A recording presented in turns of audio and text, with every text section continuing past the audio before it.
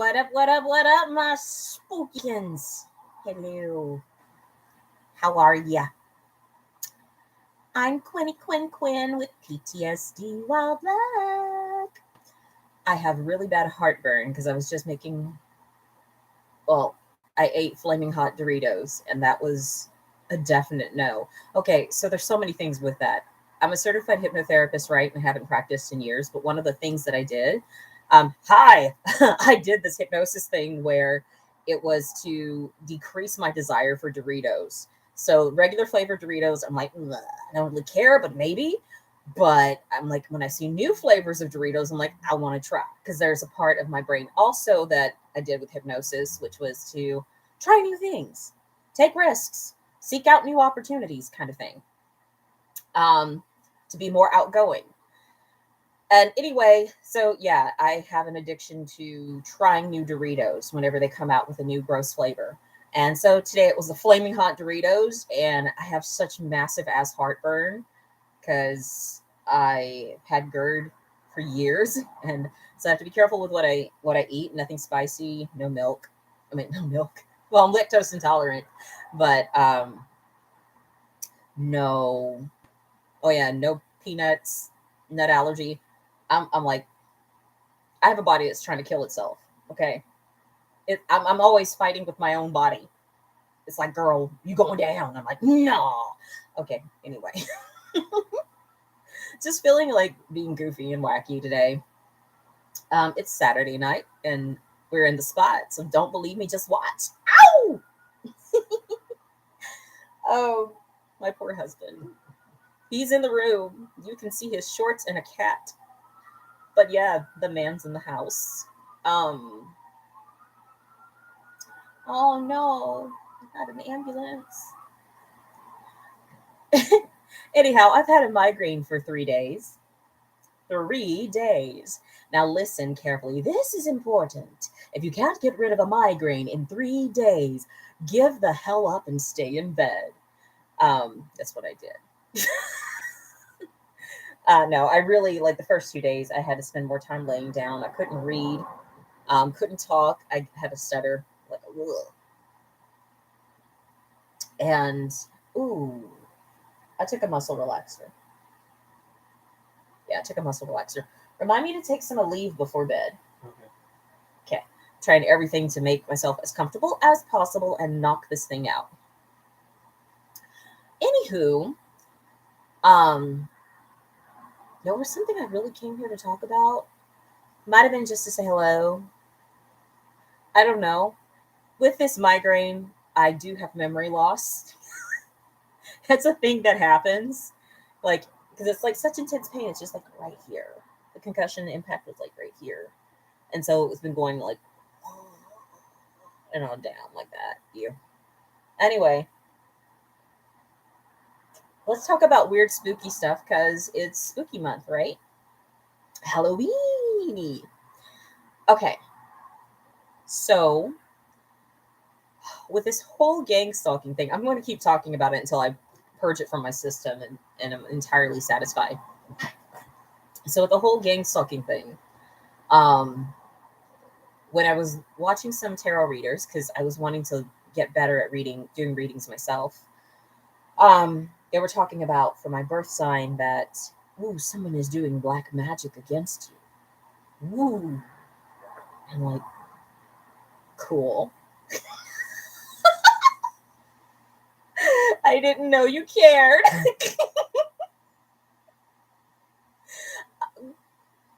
Okay. That was just kind of like, okay, someone's using black magic against me. All right. I'm black and I do magic, but I don't do black magic. I guess I do black magic, huh? Huh.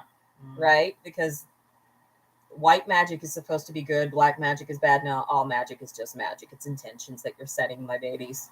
It's your intentions and what you're doing and how you're going to those intentions and who you're asking for help with those intentions. Right? Right. Okay. I don't give a damn if you're talking about magic, hypnosis, all of it is intentions. What are your intentions? And you're setting those intentions before you. The difference is, I guess there are some people who are sensitive enough, or maybe not as sensitive, who can be impacted by our intentions. And it can definitely be true with the words that we use around someone. Um, but anyhow, at this time, like one of the readers was saying, "Oh, someone's using a voodoo doll and they're poking you," and I'm like, "Where?" And then I did have like a thing when I worked out that my shoulder was sore. But then again, my shoulder is always sore, so I never really paid attention. Um,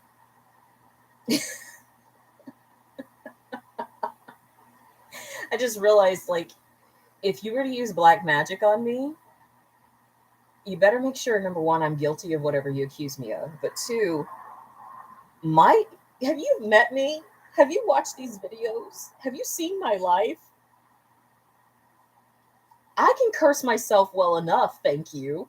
I don't need your help.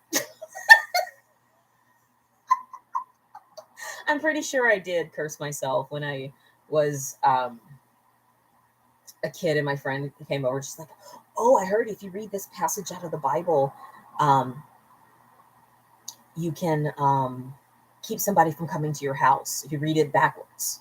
And I'm like, "Okay, let's do it. Let's go. Let's do it. Whatever. I think it's stupid." Right? I'm like, "We'll keep the Jehovah's Witness lady from our house." Because I was raised Jeho. So, yeah, you know. Um, and wait, was that the spell? Oh, that no, that's the one time that was the spell that we were doing. And I remember we were sewing before that, and I'd stuck my sewing needle down in the carpet, and then I came back, and oh yeah, I still have the mark on my hand. I have the mark. It's probably because I'm a clone, but I had a stuck the sewing needle. When I sat down on the carpet, the sewing needle went right through my hand, so it made a blood pact. I'm just gonna make that into a story or something. But anyhow, yeah, so that was weird and painful. I'm like, ouch. A sewing needle went backwards into my hand after trying to cast a spell to keep the Jehovah's Witness lady from my house. And yeah, so I think that's when I cursed myself.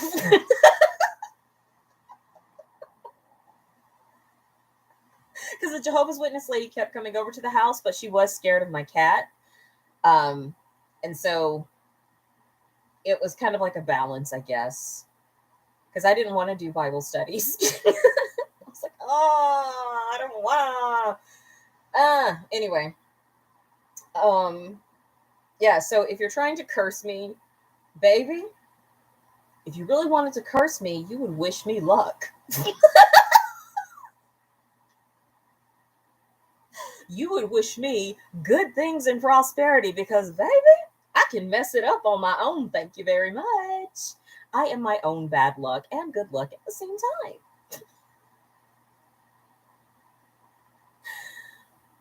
Oh my god. Seriously, I could win like $1 billion and then still end up owing a buttload of taxes because I donated it all to charity, but I didn't claim claim the charity donations or something. I would end up owing in the end.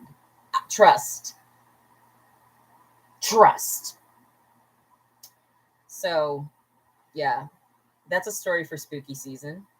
Um, yeah, I forgot what I was coming to talk about. Oh no, that was another video. Don't worry, that's another story. You don't need to know. Eh, this migraine has gotten on my nerves. I want to get some Bengay put on my neck and on my back. I hope that you have been entertained with this. If you would like to hear more about my adventures with magic, which I don't do black magic, I do earth based, I do eclectic earth based magic where I'm just like, "Yo, God, what do you want me to do? Okay, let's do that." Or if there's something that I'm learning about myself or meditating on about myself, I do light incense and pray and ask Goddess, how would you have me be? How would you have me move through the world or learn this particular lesson? That's kind of what my magic is, really. It's just like, whatever the divine says, that's what we're doing. Um, yeah.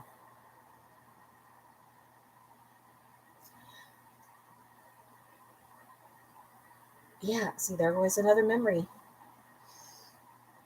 The brain is like, ouch. It really is like, ouch. But I'm trying to be vibrant. I think I tried making a follow up video of the balloon twisting that I was doing, and I just couldn't talk for anything. Yeah. When I have these thingies, it's like, what do I get? Pain. Lots of pain. Memory loss, confusion, my speech issues. Oh yeah, I was going to talk about that. My ability to talk is so messed up when I have these, and they're really bad. um I have trouble pronouncing words with s in them. Especially if they start with s. I have to remember the speech lessons that I had. Got to say everything with an H before it. I've got to do like Marilyn Monroe because she also had a stutter. Yeah, did you know?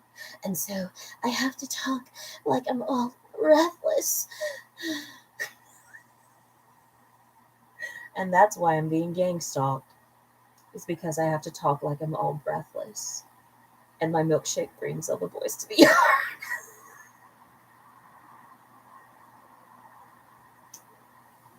Okay, I'm just saying things to see if I can get a reaction out of my husband. That's really what it is. He's just on his phone like,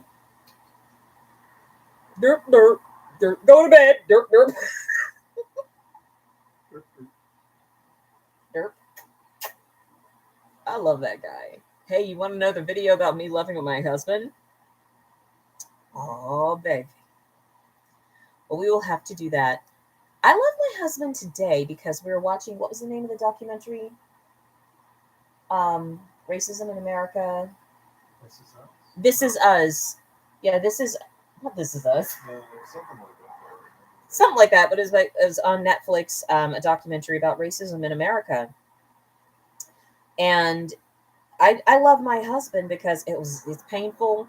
If you are black and you have PTSD from racial trauma, watch it in small bits. There are scenes where people are being shot, so I just would warn you of that. But it's a good conversation. It's a really good conversation. We're still finishing it because I'm very sensitive. But I was able to ask my husband to pause it, and we have like 40 minutes left or something. And we had a good conversation about, like, what are we doing that upholds oppression? What are we doing that upholds white supremacy? Whether it's just not recognizing our ability to take too much, or to try to control other people, or what have you. Oh, Who We Are, A Chronicle of Racism in America. That's the name of it. Anyway, we had a conversation about naming, ooh, what's my part in this? And I like that I have a husband who actually gives a damn about me enough to get uncomfortable for moments, instead of centering his comfort as a white male, as society saying, hey, we've got everything set up in this particular country to make men feel more comfortable here, to have more opportunities here. I mean, I remember my social studies teacher saying that it's like only white 18 and older land owning men are created equal. She was like really writing the translation of the Declaration of Independence. Yeah. And we get to talk about breaking that comfort. But I catch myself doing the mammy thing, trying to make him feel comfortable a lot. Oh my God, there's so many things. Oh, there's a secret, but I can't tell you here because I have a stalker And I can't tell you my secret, but I have a secret about fun things I get to do with my hubby. Oh, I already said it. We have a creative project that we're working on. Yeah, and I'm having fun doing that. But ooh, shit, what was it?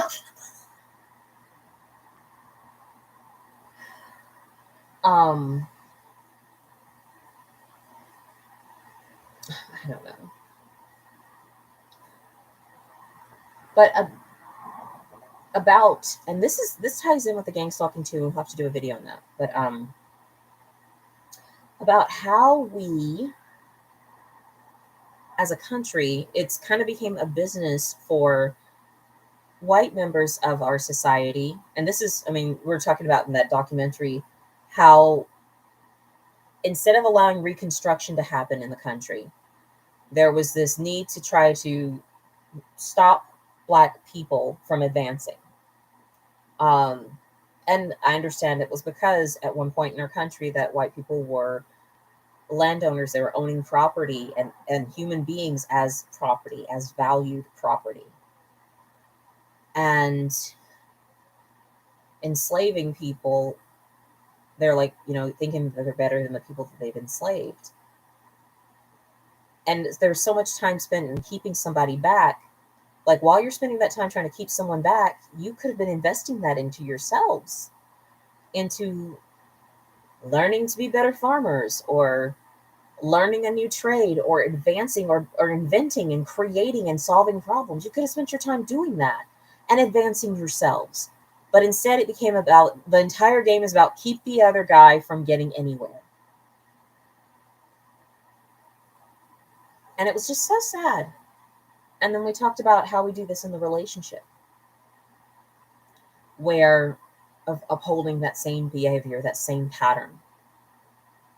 Instead of just saying, oh, we're on a team together. First, I had to figure that out. It took a few years. I'm heavily competitive, so it took a few years for me to figure out, oh, yeah, I'm married to this guy and I love him and I don't have to compete with him. Oh. But that if we put our efforts into building and creating something together, we both benefit.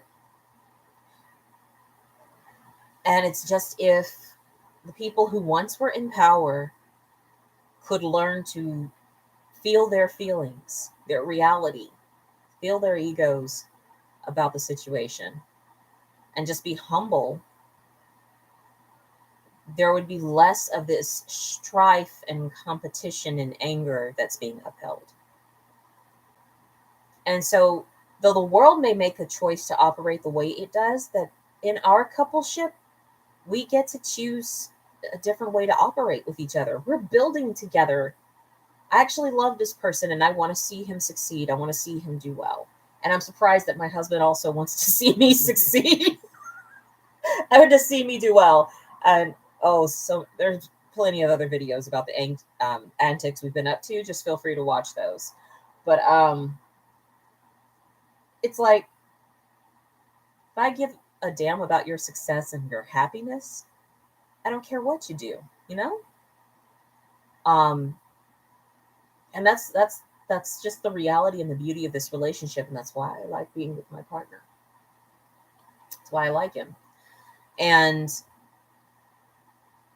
I could not be with someone else who would not put my happiness and my freedom above his own ego. Couldn't. So that takes a man.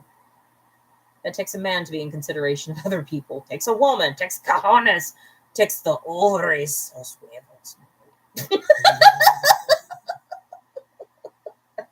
Takes real ovaries to give more about a damn about the other person's happiness than your own. I'm so dedicated. Like for me, I'm not attached to the relationship in that way. I'm not attached in this fearful grip of I got to get ahead and we have to stay married forever. We got to be perfect. No, we're going to be imperfect as fuck, and we're going to learn from it, and we're going to have conversations about it. That's kind of what we do. I'm like, if I'm not the thing that makes Lance happy, okay, I've enjoyed the journey. I've enjoyed getting to be part of the science experiment with him. It was beautiful. It was fun. And I'm grateful to know that I love him enough to let him be free. But he's like a bad case of crabs.